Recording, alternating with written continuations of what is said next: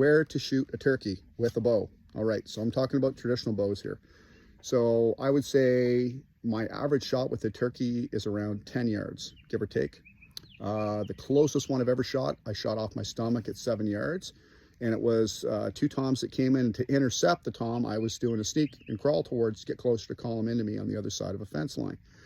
And the opportunity was there, and I'd done a heck of a lot of practicing, and I made the arrow take its mark. But to answer your questions, where to shoot a turkey, I would say I'm about 50-50 with headshots to body shots with a turkey, but I rarely take a shot at a strutting tom in the body. It's just harder.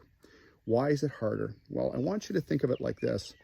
Think of trying to find a tennis ball in that massive puff ball of feathers. Think about trying to hit a tennis ball in that.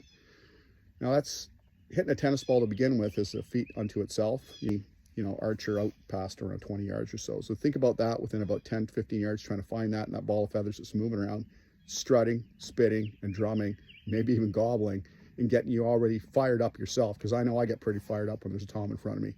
So when I've got a bird at full strut, generally it's going to be a headshot only. And I will isolate that. I've got some great drills for just practicing isolating the headshot on a wild turkey. Bird is flat and it's not super stressed, and its feathers are flattened out. It's not at full strut. I will body shot it depending on what it's doing. A lot of the time when they're not at full strut, their heads are bobbing around a lot and less stationary than they are at full strut. And that nice red or white head, depending on the mood that bird's in at full strut, makes a great target. So to answer your question, generally I will headshot a full strut turkey, and generally I will neck and or body shoot a bird that is not at full strut, depending on the angle it's giving me and its behavior. And that, of course, has come over time. I have, you know, for every bird I've taken a bunch of birds, especially with this Damon Howard high speed I've got here. I would say for every bird I've taken and dropped the string on, there's 5 or 6 that I haven't dropped the string on. You think about that for a minute.